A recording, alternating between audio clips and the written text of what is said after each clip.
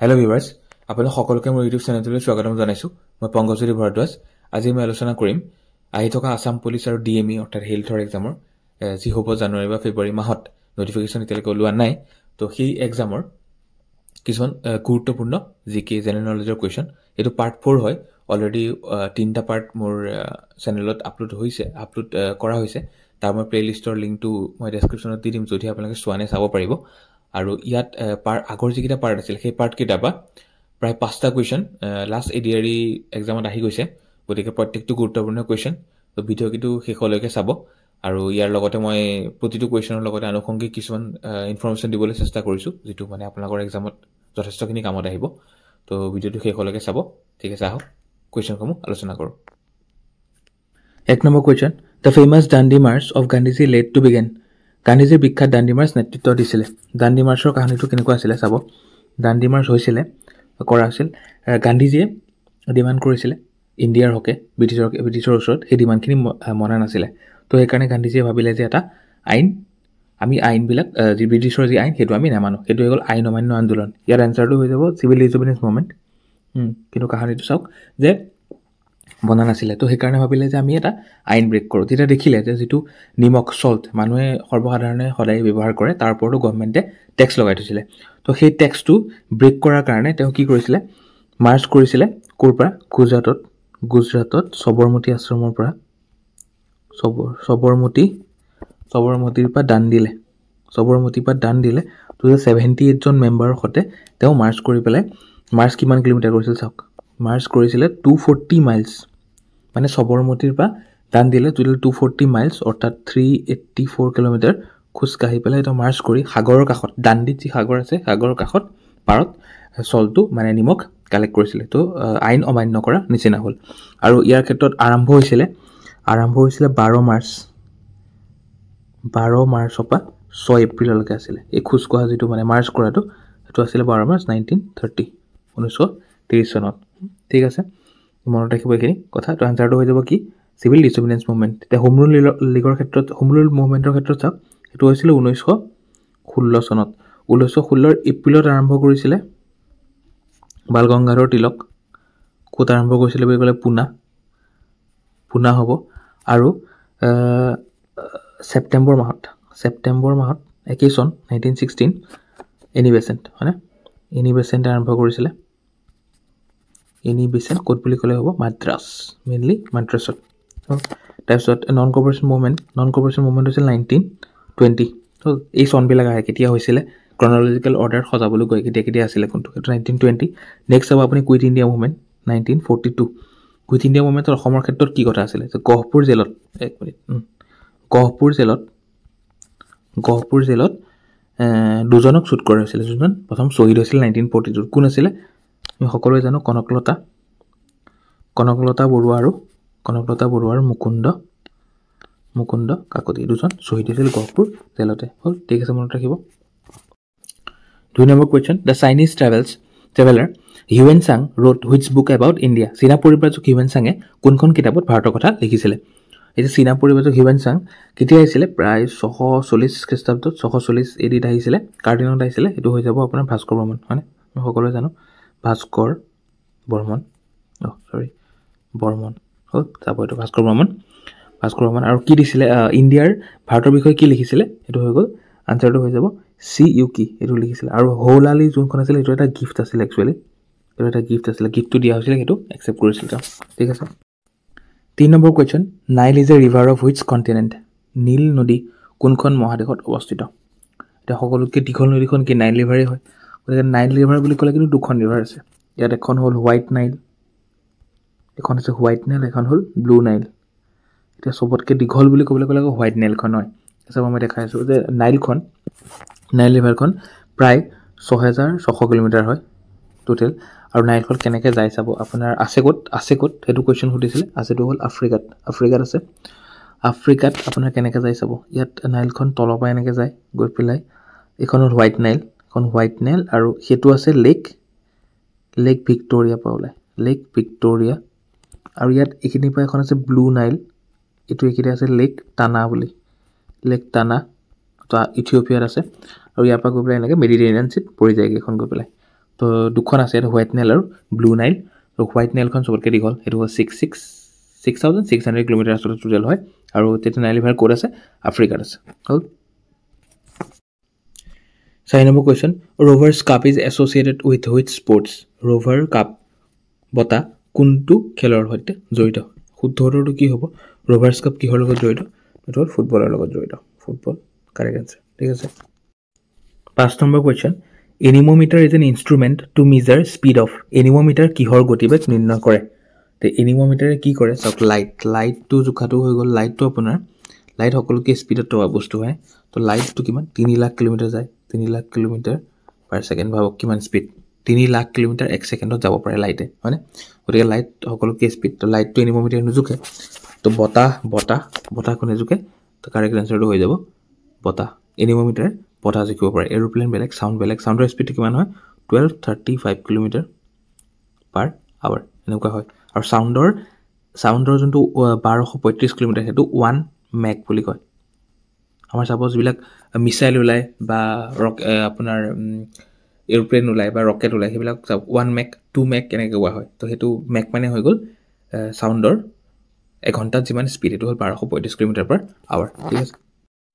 6 নম্বৰ question, which of the following planet of our solar system is closest to the San?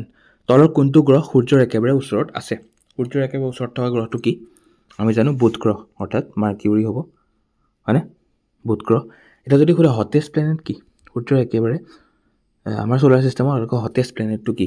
তো hottest planet বুলি ক'লে কোনটো হ'ব লাগে? নিয়মতে সূৰ্যৰ ওচৰত যোনটো আছে সেইটোৱে হ'ব লাগে, অৰ্থাৎ বুধ গ্ৰহ হ'ব লাগে। কিন্তু নহয়। কিয় নহয়? কাৰণ বুধ গ্ৰহত বায়ুমণ্ডল নাই, এটমছফিয়াৰ নাই। তো এটমছফিয়াৰ ক'ত আছে? ভেনাছত আছে, অৰ্থাৎ শুক্ৰ গ্ৰহত আছে। তেতিয়া হটেষ্ট প্লেনেট বুলি ক'লে ভেনাছ হৈ যাব, অৰ্থাৎ শুক্ৰ গ্ৰহ হৈ যাব। ঠিক আছে, এইটো হটেষ্ট প্লেনেট। আৰু ক্ৰন'লজিত যদি আমি চাওঁ কোনটোৰ পিছত কোনটো আছে, প্ৰথমটো হৈ গ'ল মাৰ্কিউৰি, হয়নে? মাৰ্কিউৰি, তাৰপিছত থাকিব আমাৰ ভেনাছ, হয়নে? তাৰপিছত ভেনাছৰ পিছত থাকিব আমাৰ আৰ্থ, হয়নে? তাৰপিছত যাব মাৰ্চ, মংগল গ্ৰহ। মংগলৰ পিছত কি আছে? জুপিটাৰ, বৃহস্পতিৰ পিছত কি হ'ব? ছেটাৰ্ণ, শনি, হ'লে তাৰপিছত হ'ব ইউৰেনাছ, আৰু তাৰপিছত হ'ব নেপচুন, 8 নম্বৰ। ঠিক আছে, এনেকৈ হ'ব। 7 number question, which one is the first Assamese partial colour film? তলৰ কোনখন প্ৰথম আংশিক ৰঙীন চলচ্চিত্ৰ? কোনখন চলচ্চিত্ৰ? আগতে উত্তৰটো চাই লওঁ। কি হ'ব উত্তৰটো? উত্তৰটো হ'ব ভাইটি, প্ৰথম আংশিক চলচ্চিত্ৰ। প্ৰথম চলচ্চিত্ৰ কি সকলোৱে জানো? জয়মতী। কোন আছিল ডাইৰেকশ্যন বা প্ৰডিউচাৰ? কোন আছিলে? আমাৰ জ্যোতিপ্ৰসাদ আগৰৱালা, হয়নে? জ্যোতিপ্ৰসাদ আগৰৱালা। কিমান চন আছিল? 1935। তেনেদৰে চাব পিয়লি ফুকনত কি আছিল? 1955, 1955 চনত পিয়লি ফুকনে প্ৰথম প্ৰেচিডেণ্ট মেডেল পাইছিল, আৰু সেইটো প্ৰথম তেনেকুৱা পুৰস্কাৰৰ পৰা পিয়লি ফুকনখন প্ৰথম চলচ্চিত্ৰ আছিলে। আৰু সেইখন ডাইৰেকশ্যন কোনে দিছিলে? ফণী শৰ্মাই ডাইৰেকশ্যন দিছিলে। হ'ল, ঠিক আছে। 8 নম্বৰ question, who is the first female film director of the Assamese film industry? অসমীয়া চলচ্চিত্ৰ উদ্যোগৰ প্ৰথম মহিলা পৰিচালক কোন আছিল? প্ৰথম মহিলা পৰিচালক কোন? যোনটো ফিল্ম ডাইৰেক্টৰ, তো প্ৰথম হ'ব মহিলা অসমৰ পৰা সুপ্ৰভা দেৱী। ঠিক আছে, মনত ৰাখিব। নেক্সট, ৰীমা দাসৰ লগত জড়িত কি? তেওঁ ভিলেজ ৰকষ্টাৰ নামৰ যোনখন ফিল্ম, তেওঁ ইণ্ডিয়ান ফিল্ম মেকাৰ হয়। তো ভিলেজ ৰকষ্টাৰ যোনখন ফিল্ম আছিলে, ৰকষ্টাৰ এখন বহুত নেশ্যনেল আৰু ইণ্টাৰনেশ্যনেল এৱাৰ্ড পাইছে। প্ৰায় 2017 চনত এখন ৰিলিজ হৈছিল। 2017 চনত ৰিলিজ হৈছে ভিলেজ ৰকষ্টাৰ। তাৰ কাৰণে তেওঁ বহুতখিনি নেশ্যনেল আৰু ইণ্টাৰনেশ্যনেল এৱাৰ্ড এই মুভিখনে পাইছিলে। 9 number question, the Assam medical college in Dibrugarh was establish in the year? Assam medical college কেতিয়া স্থাপিত হৈছিলে? উত্তৰটো কি হ'ব অপশ্যনকেইটাৰ ভিতৰত? উত্তৰটো হ'ব 1947, 1947 চনত। ঠিক আছে। Question number 10, which river in Assam is famous for river dolphin? অসমৰ কোনখন নদী ডলফিন নদী হিচাপে প্ৰসিদ্ধ? অৰ্থাৎ কোনখন নদীত ডলফিন পোৱা যায়? উত্তৰটো কি হ'ব? কোলচি নদীত ডলফিন পোৱা যায় অসমৰ। ঠিক আছে। 11 number question, PM Kusum scheme is related to? PM কুসুম আঁচনি কিহৰ লগত জড়িত? এনেকৈ কুৱেশ্যনখিনি আহে কেতিয়াবা যে স্কিম এটা দি দিয়ে আৰু সেইটো কিহৰ লগত জড়িত সোধে।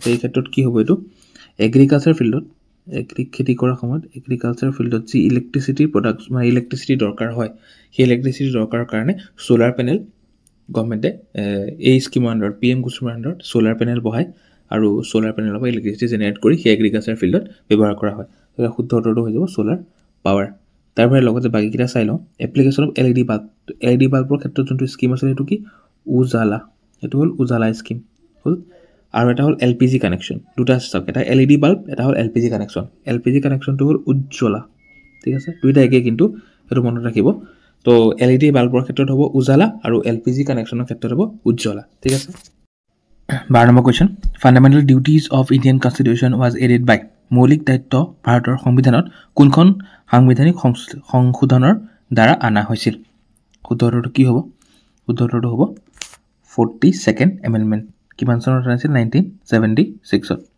হ'ল মনত ৰাখিব বাকীকেইটা এমেণ্ডমেণ্ট চাওক 76 টো ৰিজাৰ্ভেশ্যনৰ ওপৰত আছিল চাগে মই পাহৰিছোঁ আপোনালোকে চাই ল'বচোন এবাৰ ৰিজাৰ্ভেশ্যন 44th এমেণ্ডমেণ্টৰ ক্ষেত্ৰতো বহুতকেইটা আছিলে তাৰ ভিতৰত একেবাৰে ইম্পৰ্টেণ্টটো হৈ গ'ল যে যিখিনি নেশ্যনেল ইমাৰ্জেঞ্চি ষ্টেট ইমাৰ্জেঞ্চি আৰু ফাইনেন্সিয়েল ইমাৰ্জেঞ্চি আছে সেইটো আচলতে কোনে ডিচিশ্যনটো দিয়ে প্ৰেচিডেণ্টে দিয়ে তো সেই প্ৰেচিডেণ্টৰ ডিচিশ্যনটো ছাবজেক্ট টু জুডিচিয়েল ৰিভিউ আছিলে 44th এমেণ্ডমেণ্টৰ জৰিয়তে 61st এমেণ্ডমেণ্টটো আহিছে আগতে পৰীক্ষাত আগৰবাৰ ইয়াৰ এইটো এক্সাম কুৱেশ্যন আহিছিলে 61টো আছিলে আচলতে ভোটিং ৰাইটছটো 21 বছৰৰ পৰা ডাউন টু 18 ইয়াৰ্ছলৈ অনা ঠিক আছে 13 number question what is the primary aim of মুখ্যমন্ত্ৰী নিযুত মইনা স্কিম MMNM আচলতে মুখ্যমন্ত্ৰী নিযুত মইনা আঁচনি কিহৰ লগত জড়িত এইটো কথা আপোনালোকে হয়তো শুনি আছে প্ৰায় তো এইটো কিহৰ লগত আছিলে যে যিখিনি high secondary plus degree plus master degree এইখিনি কৰিবলৈ মানে যিখিনি গাৰ্লছ ষ্টুডেণ্টে সেইখিনি কৰিব high secondary degree master degree কৰিব তেওঁলোকক এটা মানে মান্থলি 10 মাহলৈকে মান্থলি এটা ফিজ দিব ধৰক আপোনাৰ এটা সাহায্য দিব 1000 1250 আৰু 2500 এনেধৰণে আছিলে তো ইয়াৰ শুদ্ধ উত্তৰটো কি হ'ব মুখ্যমন্ত্ৰী নিযুত মইনাৰ ক্ষেত্ৰত ইয়াৰ শুদ্ধ উত্তৰটো হ'ব empowering girls and prevent child marriage এইটো মেৰিজ হ'ব চাইল্ড মেৰিজ আচলতে মেৰিজ কিয় মানে যোনসকলে আচলতে যদি চাইল্ড মেৰিজ হৈছে কিবা কাৰণত তেতিয়া তেখেতসকলে সেইটো নাপায় ঠিক আছে 14 নম্বৰ question Keoladeo national park is situated at Keoladeo ৰাষ্ট্ৰীয় উদ্যান কোনখন ৰাজ্যত আছে এনেকৈ আচলতে নেশ্যনেল পাৰ্কবিলাক আহে কোনখন ৰাজ্যত আছে এনেকৈ ধৰণৰ আহে কুৱেশ্যন কিয়লাডিঅখন ক'ত আছে কিয়লাডিঅখন আছে ৰাজস্থানত শুদ্ধ উত্তৰটো হৈ যাব ৰাজস্থান তাৰ বাহিৰে চাওক গুজৰাটত ইম্পৰ্টেণ্ট আপোনাৰ নেশ্যনেল পাৰ্ক হ'ব গিৰ নেশ্যনেল পাৰ্ক থাকে মধ্যপ্ৰদেশত জানে চবতকৈ হাইয়েষ্ট নেশ্যনেল পাৰ্ক আছে ইণ্ডিয়াৰ ভিতৰত মধ্যপ্ৰদেশত আছে আৰু ছেকেণ্ড কোন হ'ব ছেকেণ্ড আন্দামান নিকোবৰত 9খন আছে নেশ্যনেল পাৰ্ক আৰু থাৰ্ড হৈ যাব আসাম আমাৰ অসমত 7খন নেশ্যনেল পাৰ্ক আছে এইটো হ'ব থাৰ্ড তো ইয়াত আপোনাৰ মধ্যপ্ৰদেশৰ ইম্পৰ্টেণ্ট নেশ্যনেল পাৰ্ক কেনেকুৱা আছে পান্না নেশ্যনেল পাৰ্ক আছে পেঞ্চ নেশ্যনেল পাৰ্ক আছে হ'লনে উৰিষ্যাত কি আছে ভিতৰকণিকা নেশ্যনেল পাৰ্ক আছে তো এনেধৰণে আপোনালোকে চাব 15 নম্বৰ question the Baishagu festival is celebrated by which ethnic group Baishagu উৎসৱ কোনটো জাতিৰ দ্বাৰা উদযাপন কৰা হয় তো বৈশাগুটো যোনটো অসমত উদযাপন কৰা হয় কোনটো জাতিয়ে এইটো উদযাপন কৰে শুদ্ধটো হৈ যাব বড়ো সম্প্ৰদায় অৰ্থাৎ বড়ো জনগোষ্ঠীয়ে এইটো বৈশাগু ফেষ্টিভেলটো উদযাপন কৰে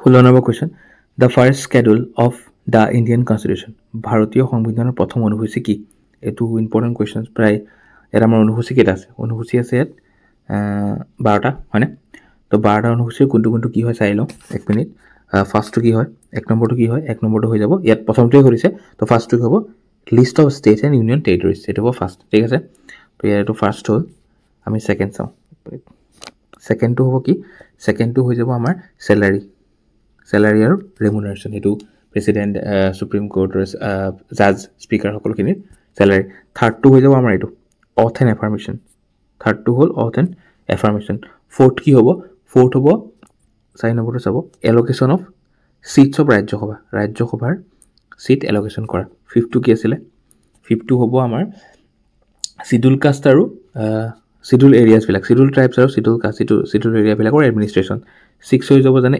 ATMM এইটো কি হয় আসাম ত্ৰিপুৰা মেঘালয় আৰু মিজোৰাম এইখিনিৰ আপোনাৰ যিটো চিডুল ট্ৰাইবছবিলাক আছে ইয়াৰ ওপৰত এডমিনিষ্ট্ৰেশ্যন হ'ল তাৰপিছত নেক্সট চাব 7 এক মিনিট প্ৰতিটো সেইটো 7 হ'ব 7টো কি আছে 7টো ইয়াতে আছে ইউনিয়ন লিষ্ট কনকাৰেণ্ট লিষ্ট আৰু ষ্টেট লিষ্ট এইটো 7 হ'লে এইটো 8 চাওক 8 কি আছে লেংগুৱেজ 9 কি আছে লাইনটো লেণ্ড ৰিফৰ্মৰ কথা আছে হ'লে 9 টু লেণ্ড ৰিফৰ্ম দেন আপুনি চাওক ওপৰত লিখিছোঁ চাব 10টো আছিল এণ্টি ডিফেকশ্যন হয়নে এণ্টি ডিফেকশ্যনৰ ওপৰত আছিলে 11টো আছিল আমি জানো পঞ্চায়ত 11টো হ'ল পঞ্চায়ত হ'লনে পঞ্চায়ত আৰু 12টো হৈ যাব লাষ্ট এইটো মিউনিচিপালিটি ঠিক আছে এইটা হ'ল 12টা টোটেল অনুসূচী মনত ৰাখিব 17 নম্বৰ কুৱেশ্যন when নীতি আয়োগ replace planning commission of India কেতিয়া পঞ্চবাৰ্ষিক পৰিকল্পনা নীতি আয়োগে সলনি কৰিছিলে এটো প্লেনিং কমিশন কেতিয়া আছিলে প্লেনিং কমিশন আছিল 1951 আৰু তাক সলনি কেতিয়া কৰিছে নীতি আয়োগে এটো হ'ল 2015 চনৰ আপোনাৰ 1 জানুৱাৰী